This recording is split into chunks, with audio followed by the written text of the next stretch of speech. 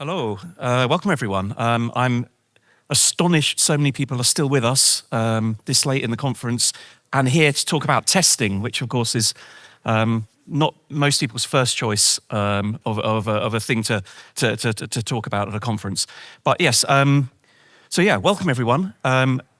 As you said, I've had a lot of experience of testing software, and if you go and look online for advice about how to test stuff, you'll find endless different approaches to testing. Everyone has an opinion about it. And so basically, this is my take on that.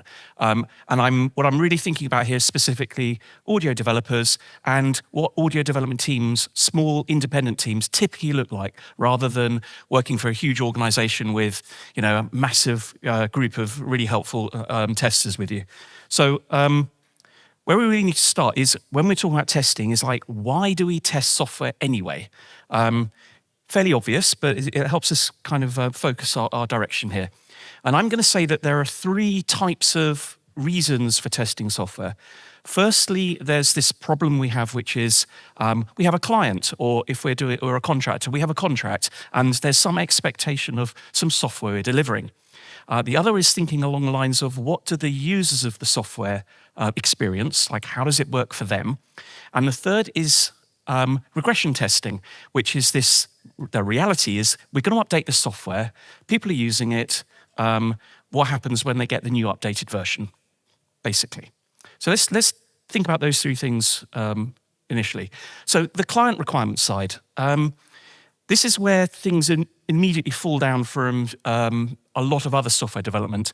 Very typically in this space, people are working on audio products as kind of a side hustle, or maybe just for fun.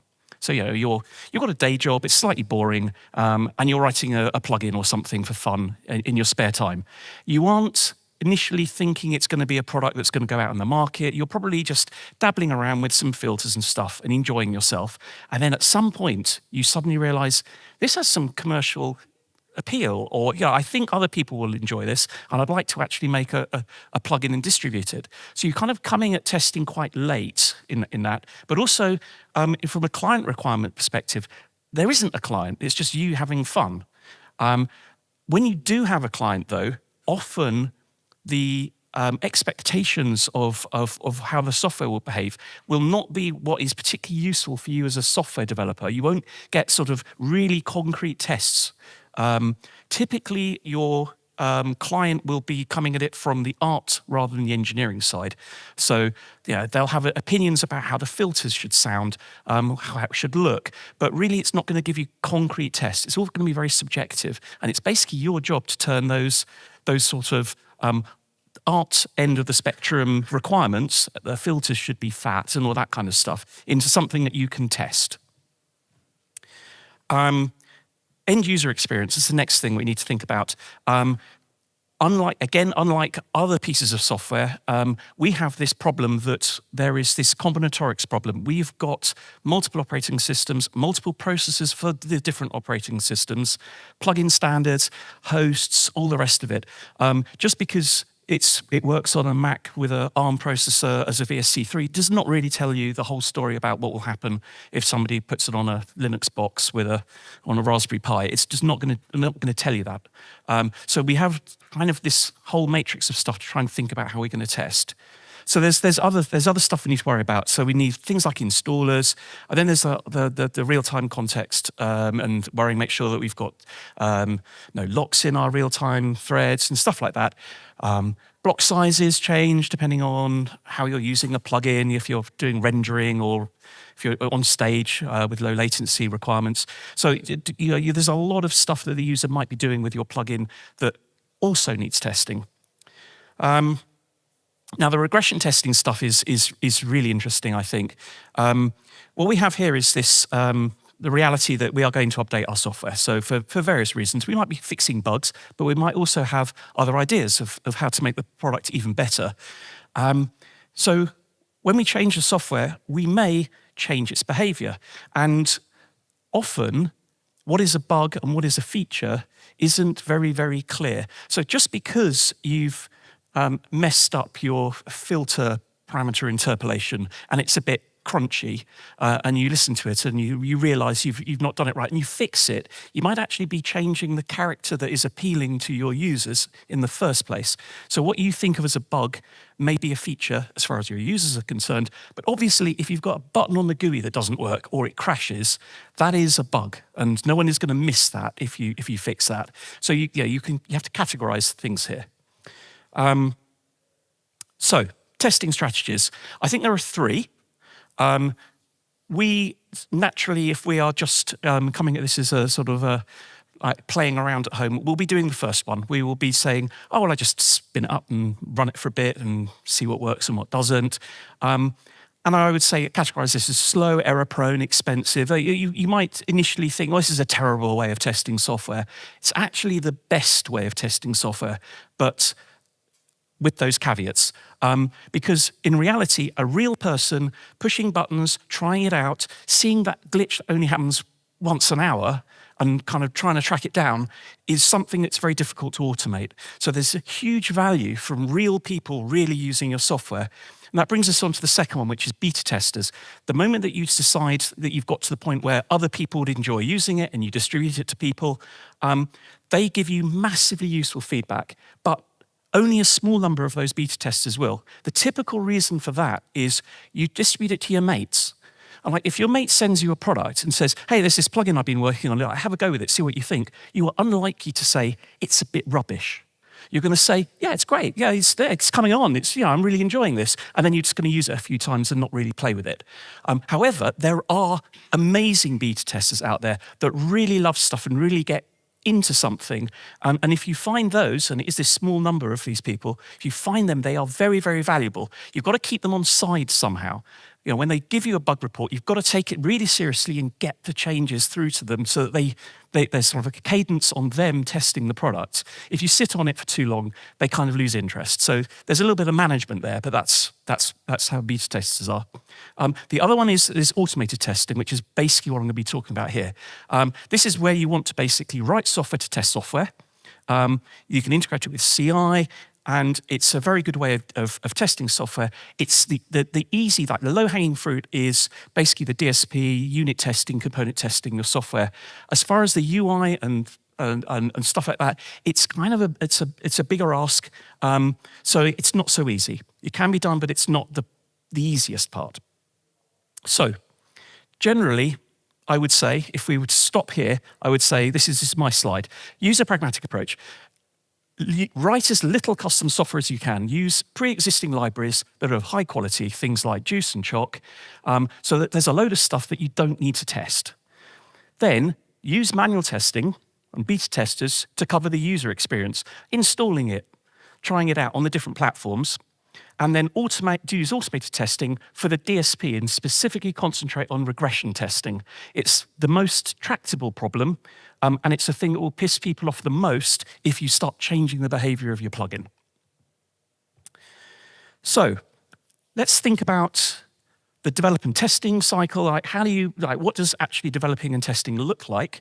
Well, this is a very noddy idea here, but like, there's your DSP algorithm in the middle. You write your code, it's in a plugin, it's running in a DAW. This is like the testing experience when you're in a development cycle. There's some audio coming through it, some audio coming out. You've got some parameters on screen. You're wiggling around with your new filter and going, it sounds all right. And maybe you go back and change your DSP algorithm a bit and recompile it, blah, blah, blah. That's the kind of what developing kind of looks like, typically. By comparison, regression testing is kind of the same. But rather than the algorithm being hosted within a plugin within your DAW, what instead you're doing is you've got some test framework with some way of instantiating the algorithm that you want to test. But again, there is some audio input and parameters and audio output, but they're going to be test data. They're going to be on the disk. So you've got a source file and you've got some parameters like change this frequency cutoff at this frame into the test, and it's going to generate some audio output. And then you've got some validation stage where you're going to say, last time this ran, this is what came out. Is it still the same as this time? You compare what comes out of your algorithm with what has previously come out of the algorithm. So you've got these kind of two things to write, a validator and a test framework. Apart from that, the algorithm itself should be very similar, or it's the same code as the actual plugin. So if you approach things like that, what you get is the things you need to do in order to, like the coding you need to do to add tests is that factory, the thing that says, if your test says, make me new fancy filter, that something creates and returns a fancy filter instance for your test framework to run. So there's no extra programming to add test cases. You just add files to a directory and then you get extra tests. So the cadence there is very fast for adding new tests. You can use standard tooling like RX and things like that to view the files that, like the input WAV files, the output WAV files, to verify visually or on FFTs and things that the thing is behaving as you're expecting. And if you're using something like Juice, the wrapper, like the difference between the component that you're testing, like the DSP, and what actually appears in your plugin can be really small. So the test framework can kind of look like a plugin as far as the DSP is concerned. You can architect that to make that a very, very small difference, which will hopefully increase your confidence that in the plugin case, if we're using, say, Juice that's well tested, that there isn't much to go wrong between the two. However, there's always a however, isn't there? For this kind of stuff to work, your test framework needs to be sample accurate. There's no point applying your parameter changes at different points in time and expecting the output to be identical. Your validator needs to cope with differences when you round trip files. So if you generate a load of a WAV file in memory, write it to disk, read it back in again, it'll have some quantization that happens. Depending on optimization and processors and various architectural things, the results can be different. So you need something a little bit careful on the validation stage to not get false errors, like reports of a problem that isn't really there. And also, you can't really have any non-determinism in your DSP. So the typical thing would be you're relying on a random number generator. That's just not going to fly. So, talked about the validation. Simple works is my advice here. You can say there's a WAV file on disk. Is this in-memory float thing the match? It should have the same number of channels, the same number of frames in each channel, and then as a comparison, just keep it simple is my advice. Find the largest value in the file on disk, find the largest difference, work out a decibel value for that, and say, well, we've got to be below some threshold. So if I would use minus 100 dB as a good starting point, which is basically 16 bits of audio quality. And then anything below that is noise, and that's fine. So that's kind of quick whiz through testing and how I feel about it. And now let's talk about Cmajor specifically. So you may have come across it, you may not, so I'll just give you a quick recap. So Cmajor is a programming language. It's specifically designed for writing DSP. We ship Cmajor as a library that has the compiler and the JIT and the backends that allow you to embed basically DSP as content into a plugin. But we also ship binaries, like executables, that have this library in them that allow you to sort of play patches on the command line, integrate nicely with the VS Code so that you can do editing and stuff like that. So it's more than just the library, but the library is a big part of it. All of our UI and patch management and stuff like that is written in JavaScript. So our expectation for our users of Cmajor is that they learn the Cmajor programming language and they know JavaScript. They don't know C++. That's the starting point. So for our testing, what do we want to do? Well, we got involved in testing, as I alluded to earlier on. The best place to start with testing is when you're putting a project together rather than kind of slapping on at the end. And we were thinking this through when we started the project. And we said, well, really what we want to get out of our testing is confidence in the compiler and the runtime and the language whilst we're developing it. So we're not there with a fully featured project. We are bolting stuff on, adding features, and we want our test framework to support that. We want it to be quick to run, and we want to get confidence, and we want to be able to run it across all of the different platforms and backends. So we have a JIT compilation, we have C++ export, we have WebAssembly, we have various places that we can run the generated code. We want to convince ourselves that the output is identical across these platforms. The other thing that's interesting and different maybe is that we want our users of the Cmajor language to be able to write tests in the same test framework. We want them to be able to take advantage of the testing. So it's not only for our own purposes, it's part of the tooling that we generate. So people should be able to write DSP and write tests for them without needing to write their own framework. So what does Cmajor look like internally? It's an open source project. You can go and dig around on GitHub and see it. But this is a basic building block view.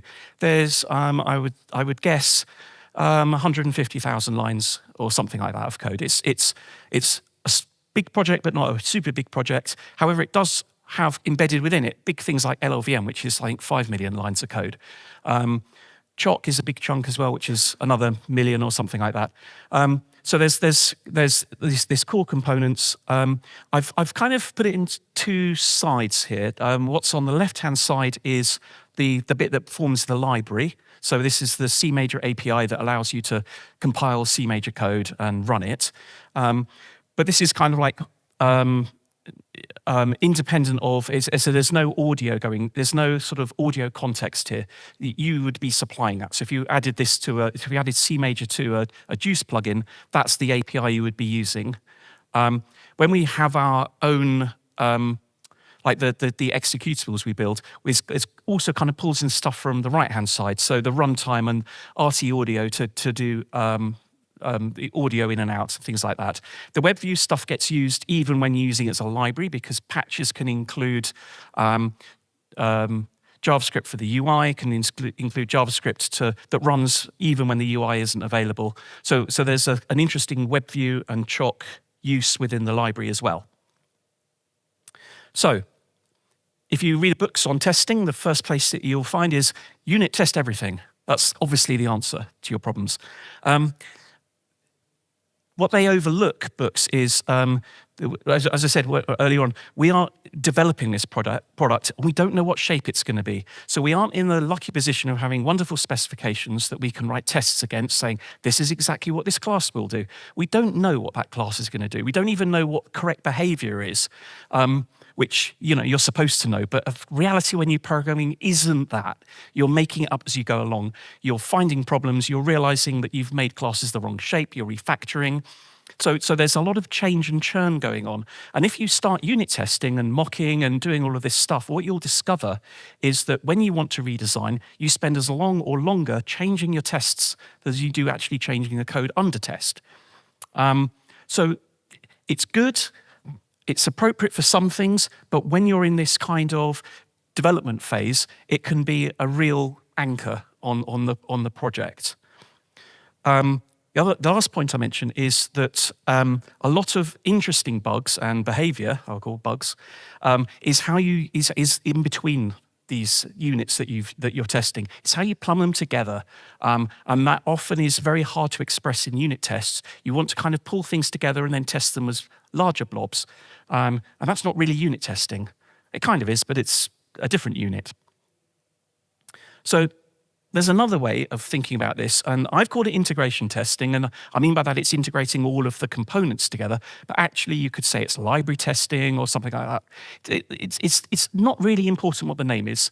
The key thing here is that all of the stuff in orange is reachable via the Cmajor API. So basically, if we write tests against what the client user of the library would see, like this is like build me this, compile me this code, run it, what's the output, check the events that come in and out.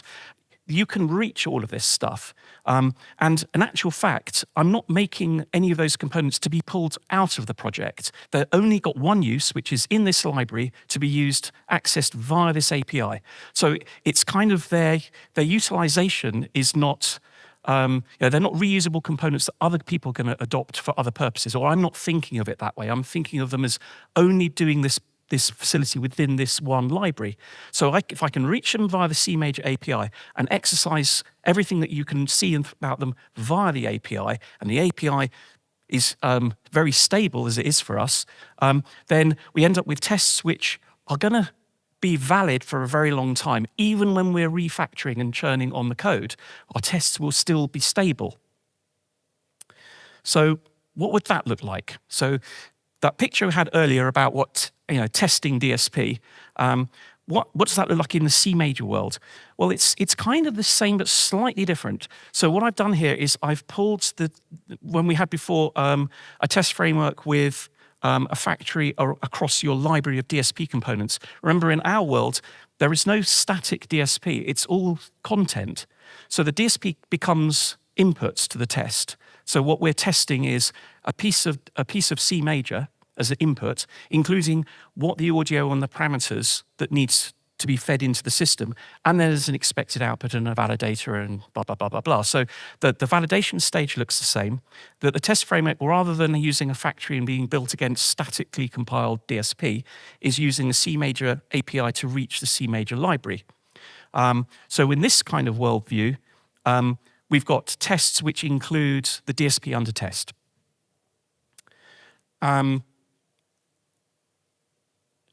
I've already just said everything that's in here. Let's go through this. So yes, so we're going to test what the user can see through the public API, basically.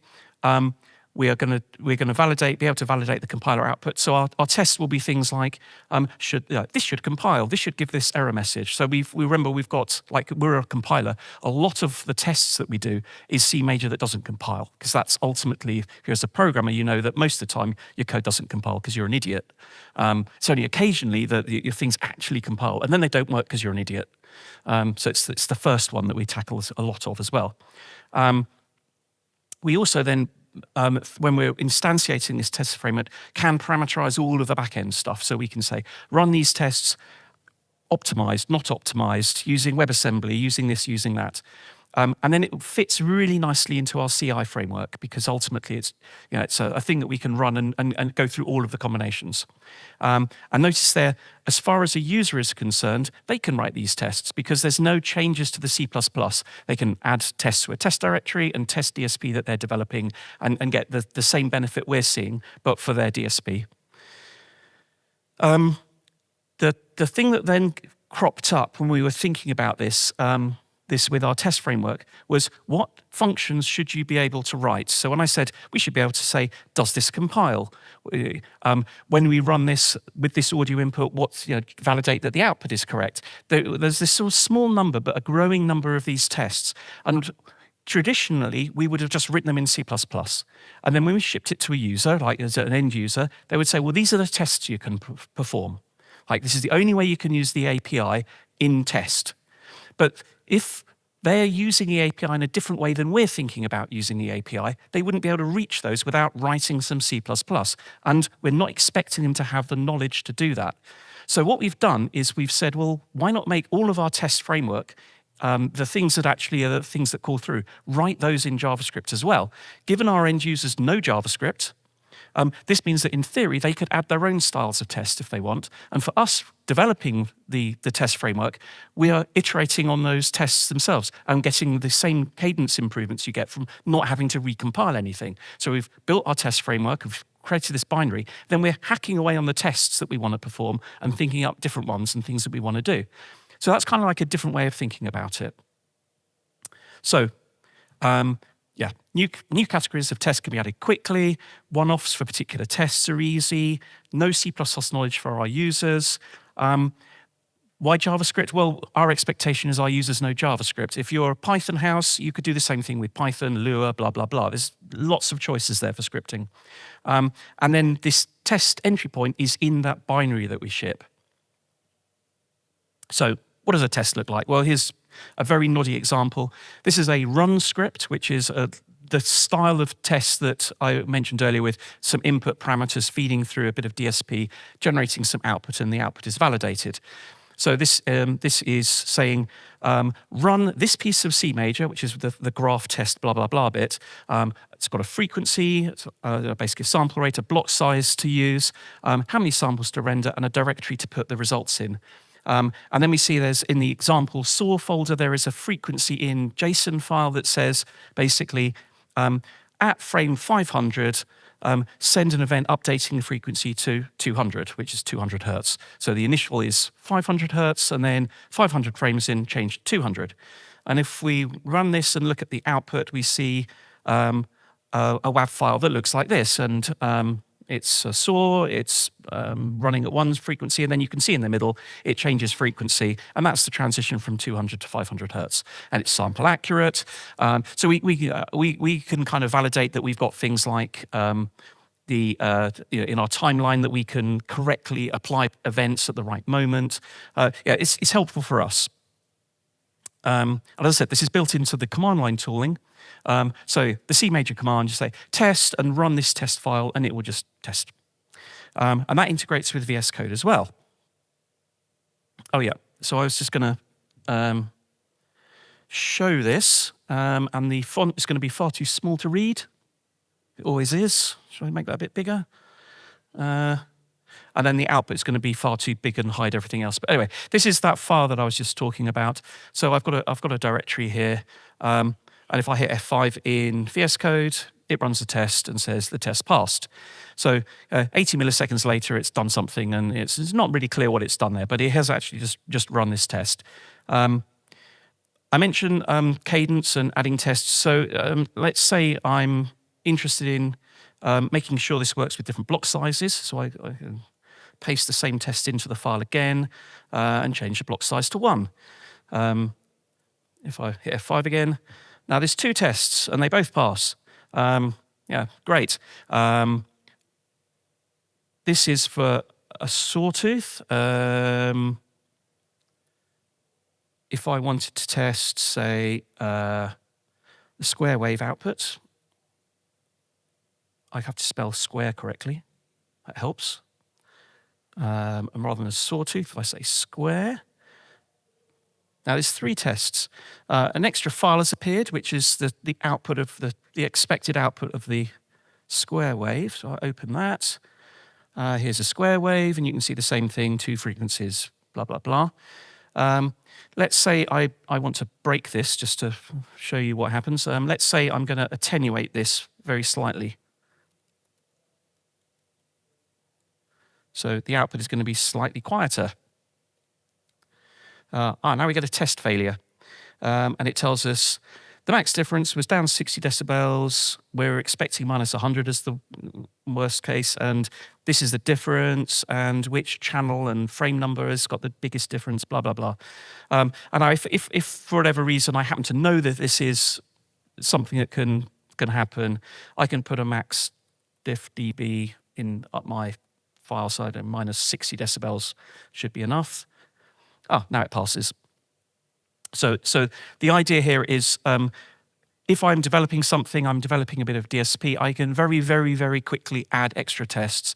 I mean, obviously I commit this to CI, it's going to run the same tests on all of my platforms and things, and so I gain confidence that that I understand that the DSP is behaving as I'm expected. So this is the kind of world we're in. Yeah, VS Code is one thing. I can also run the same tests from the command line. So there's the 3 tests, and there's they actually ran them using 3 different cores there. If I serialize them and say only run them with 1 thread, then we see this one test passed, this one failed, whatever, blah blah blah. I can also I've got the Cmajor repo checked out here, and it comes with a load of tests. So if I just run all of those, we see, here we go, 1,500 and something tests, took under 5 seconds. I mean, that's pretty good going. I can run the same thing without optimization. Still passed. There's some unsupported tests there. If you see there's 6 at the bottom, I've got some tests which would take too long because they're performance tests. They're not very useful performance tests, but they are. And so we can disable things based on different options. So that's the kind of what we're talking about here. So this whole actually, I wanted to briefly touch on this idea of using scripting to script the test framework. This might seem like a bit of a pain, and you go, "Oh, how that must be really hard to do." It's not. It's very easy. This is an example of it's actually, by the way, these are scripting.js example.cpp. I've pushed these into a repo. I don't think it's public yet, but it will be at the end of the talk. I'll make sure it's pushed. This here is using Choc to embed the quick.js runtime to do JavaScript, to do a JavaScript interpreter. This is what we use in the test framework in Cmajor. And I've just registered a function. So I've created a context for create quick.js context. I've registered a function called product, takes some arguments and returns a value, and then that's its implementation, which multiplies its arguments together.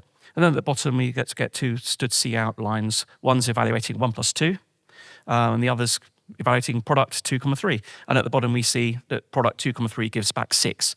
So on that page is what I would have thought would be quite a lot of heavy lifting and work, and there's clever stuff going on behind the scenes, but really it's quite simple to do this stuff. As I said, Python is very similar. My experience there was with PyBind. If you're interested in doing this sort of stuff, definitely look at PyBind. It's simple as well. Again, this is the same sort of style. Now, when to use JavaScript, when to use Python if you want to do this kind of thing? Well, obviously, you probably have an in-house feel for which is more what your team would know. JavaScript stuff's worked really well for us with multiple threads. I think PyBind has some limitations there. I'm not sure you can create multiple contexts and call into them at the same time. Don't check that first before you head too far down there. And it also requires Python to be installed on your machine, which can be a bit of a pain. So, as I said, at this point, we've got our however many tests. This is what our CI looks like. We've got a private repo that's got more than the tests that are in the public repo. The reason for that is we have clients and as our beta testers that send us chunks of code and say, hey, this doesn't compile, or I'm expecting it to, or this one seems to be very slow. And so it's unclear the ownership of this stuff, so we don't want to kind of push it out to the world. So we keep it in a private repo and include it in our tests. So there's another 300-400 tests that are in our world. But apart from that, our GitHub builds the product, runs all the tests. If it's happy with that, it archives and does the Apple notarized rubbish. And at that point, it pushes our documentation and it pushes an update to the public repo. So we have got a straight to public repo code path here from our CI as I make changes. It takes around 2 hours to go through, bubble through all of this for various reasons. The build is fairly quick. It takes about 20 minutes. And so compile failures are thrown up quite quickly. The actual release of the binary builds doesn't happen automatically. It builds the artifacts, but I manually kick off the release script. Otherwise, we would just be spamming the repo with endless new versions that would be annoying. So I said we want to cover like that early thing, talking about how many different platforms and processors and types of release there are. All the tick boxes are ones where we actually currently in CI run. So we run almost every backend on every processor. We've got unusual things like we've got the Windows ARM support in there, which I was slightly surprised it isn't more popular yet, but maybe it'll be next year, who knows. We're not doing C++ testing on Windows at the moment. We're close to that working. We didn't have it as a priority. We didn't think it would really add much. And then we had a user say, hang on, I'm getting compile problems with the C++. And we realized we hadn't ticked all the boxes and we found some bugs. So we thought, okay, right, let's get that sorted. So that's going in the next month, I would guess. There's also, on Linux, we run the release build, so the binary that we're going to release to the public. We also do a sanitize and a coverage build, and sanitize does memory checks and stuff like that. It's all very sensible stuff and very useful. We also do a coverage run. So that is basically allowing us to get some idea about what of the code is being covered during the test run. There was a little flag to integrate, to generate JUnits, which is an XML format that comes out of our test framework, which is here's just a quick example here of just a chunk of it. Basically, it's a format that can be ingested into sorts of reporting tools in CI. So it just means that you get a nice little dashboard with this is how many tests were run. It's useful for us because it allows us to see which are the really slow tests, because as you probably experience yourself when you're writing tests, sometimes you go, oh my God, it took 20 minutes to run the test. What on earth is going on? And you discover that if you drill down into it, there's one particular thing. And when you're running multi-threaded testing, it's harder to kind of visualize where the time is going. It's much better to get a report. The determinism question we had earlier on, like, obviously we need these results to be reproducible. Cmajor itself, it doesn't access anything outside its own state. So it's actually very difficult, or I hope impossible, to write anything that isn't deterministic in Cmajor. So that side we're kind of proving, and we don't have to sort of test it. We don't have to work hard. We're expecting it to be deterministic. It's kind of, that's a tick in that box. We are going to get those floating point calculation differences, so we have to be a little bit careful there. But as I said, we just use a worst case decibel difference. Multi-threading has been very helpful. So by running our tests across a load of cores, because we are simultaneously building, compiling, and running 10 different Cmajor patches at the same time in the same process, we're going to hit any problems with singletons in our code base. And so I think we flushed out any issues there. I think there were some, and it was 2 years ago or something like that, and there aren't any more that we're aware of. Allocation, the other thing that can go horribly wrong. So in your real-time context, obviously you can't do real-time safe operations. At the moment, and again, this is from a number of years back, we wrote a little wrapper. So it's an RAAI pattern scoped allocation tracker, which we put in. So when we're calling from JavaScript into the Cmajor API, there's this layer that gets inserted that makes, like for the operations that we know should not allocate, make sure that when it calls through, no allocation happens. We could use annotations and use the real-time sanitizer in Clang now. We haven't done that yet. We will be doing that. We might be doing both. I don't think we lose anything by keeping this in place. This is only used in the debug build. One of the other reasons why we do a debug build in our CI system. So then we come back to that original question of, well, obviously, if we unit test everything, we can reach everything. And going through this top-level API, obviously, that's going to lead to a load of holes, blah, blah, blah. This is, again, very small text, but green is good. That's the thing. That's like the only thing you need to know here. Green is good. Completely green is really good. Red is bad. So what this is I think, give or take, all of the classes or all the directories within the code base. For the bits that I'm particularly bothered by, which is the compiler backend and stuff like that, we're in the 90s. Some of them are 97. See some are 91% coverage. You're not going to get 100% for various reasons, but I'm very confident that we're getting all of the stuff I care about. The ones that are missing and completely blank are things like real-time audio, embedded assets. I don't know why that isn't, but I think that's just a header file anyway. There's some obvious bits missing because we're not going through the and actually playing patches. We're kind of not quite at that level. So overall, my experience of approaching it this way, test-driven testing, data-driven testing has been really good. It's been very stable. We get really good coverage. I can basically very, very quickly add extra tests. It's really great for test-driven development type patterns. So when we get a test to say, hey, this doesn't compile, it's very easy to slap it in a test, reduce it down to the smallest example you can find that fails, breakpoint in the code base when you run that test, discover the problem, fix it, rerun all the tests, everything passes, fantastic, fixed. Extra test case, blah, blah, blah. It's a really simple pattern, works really well. Regression testing is our main concern. I think it's a main concern for most DSP, but for us particularly, we don't want people to lose confidence by having a bit of Cmajor and it's suddenly changed behavior. So it's something that we probably is the most important thing for us. I can deal with some UI problems. Our users can deal with some UI problems because that's something that we can work on. Whereas if suddenly DSP that they've been writing for years, they can't upgrade to the latest version of the compiler because it stops behaving the same, that's just boring. So that's great. And the scripting support for our users is just a lovely thing. Yeah, and multi-threaded testing is something to do. The bad.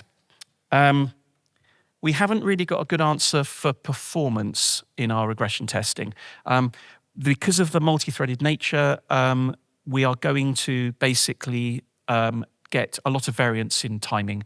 I would ideally have some dedicated machines that we could run dedicated tests, one at a time, blah, blah, blah. We haven't got round to it. So again, we're currently doing that as a manual process and eyeballing it going, oh, it looks all right. There's not, we could do better than that. There's lots of rare code paths that we're not tackling, so all of the out of memory and stuff like that. Again, the unit testing tends to be very easy to do things like that. And there are some things I would love to reach that is so difficult to get to, like getting all the ducks in line so that you can reach that test problem is sometimes very difficult. So there are issues there.